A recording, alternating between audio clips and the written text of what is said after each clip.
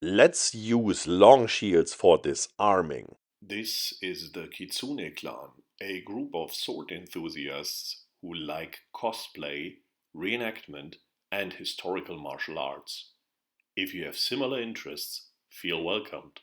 In one of our last videos, we had a look at the long shield and the soft deflections with the long shield. And we already predicted that based on these moves that we know, for example, from the hanbo or from half-sword, I will link all these references in the description box, that we should expect that we could now also use the long shield for disarming an opponent. And we will explore this aspect today. If we look at it, we get an attack, we take in the force or we sweep away the attack. That works both. We continue the circle that we just started with this very motion. We put the tip of the long shield between the sword and the hand of the opponent. Continuing the circle will trap the sword against our shield, and moving further in this circle will wind out the sword out of the hand of the attacker. If this doesn't work in the first round, we can simply start a second round and try to hook in a bit more directly and disarm. If not, we can use these circles to always try to stab the opponent and get closer to him or her. So overall, continuing this original circle from the deflections is very effective in any case. We will see that the disarming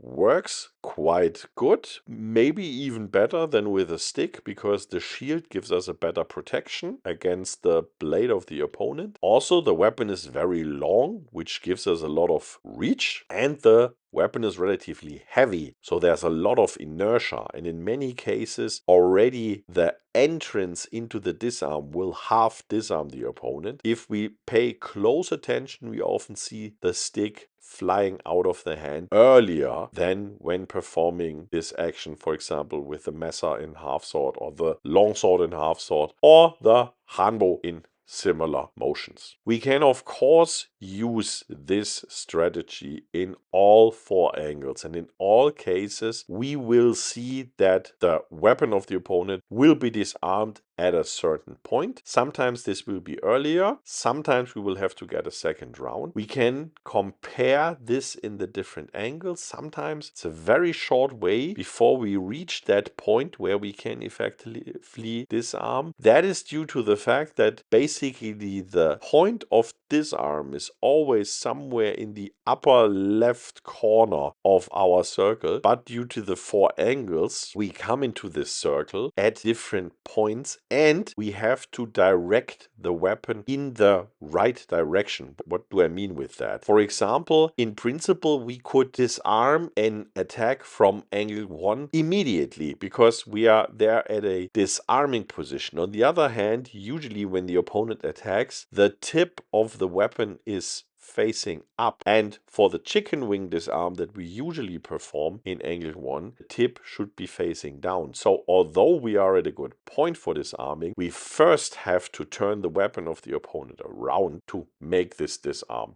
happening. Again, if we do that by a soft deflection or by a sweep, does not really matter. It works in both cases. Be a bit careful. I have said that already with other weapons. If we perform things like that, especially on long distances, we sometimes tend to put too much force into these types of disarms and forget that we are having a long lever. A long lever in this case means there's a lot of force put onto the wrist or to the fingers of the opponent, and sometimes simply going into the disarm, so striking onto the hand, will be enough to disarm. Be more careful at first, do it slowly, do it careful in the sense of don't hit too hard, and if then the disarm does not yet work during training, you can always pimp up the force you are using. In a self-defense situation, of course, this is nothing to think about. If you get attacked with a sword and by chance you have your long shield with you, you can of course strike as much as you like.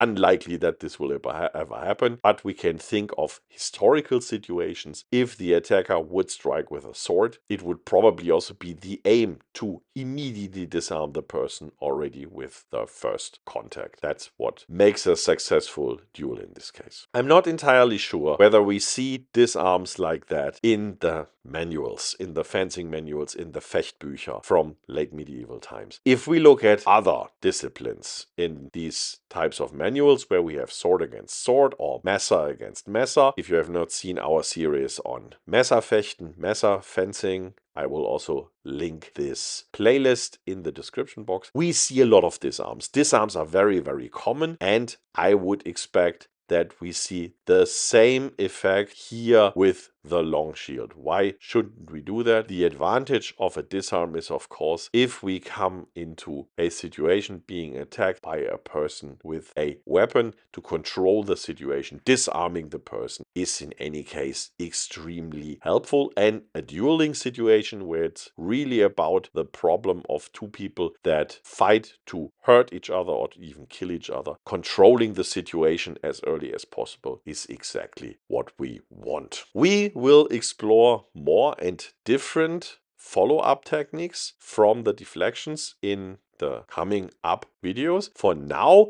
we already have a very effective set of techniques that we can use, one for every angle. That is definitely very, very useful. And don't forget, after disarming, we could simply throw the shield forward, stab the person that has attacked us. We could also put the shield to the ground, hold it still with our offhand or shield hand, and attack with the sword ourselves. In the training case here, the attacker has no shield on its own. Otherwise, we would of course have to first disarm the attacking hand with the sword, then strike in, maybe with the shield, try to deflect the shield of the attacker, and then attack with the sword on our own. There are of course other possibilities when it comes to strategies. There are depictions of people throwing their swords in dueling situations if they have several weapons, and that could of course be also a strategy when you are equipped with a shield and a sword, that you throw one of the two weapons and you feel more secure to use one weapon than for trying to subdue your opponent. When you want to train things like that, I can only repeat what I often said. If you want to throw weapons, it would be better if these are softer ones like the cosplay swords we are using here. They definitely have this advantage that we can allow also throwing, dropping and whatever with these weapons without endangering our equipment to be shattered. Throwing polypropylene weapons, I would be afraid that they could, for example, penetrate the shields we are using here. Therefore, I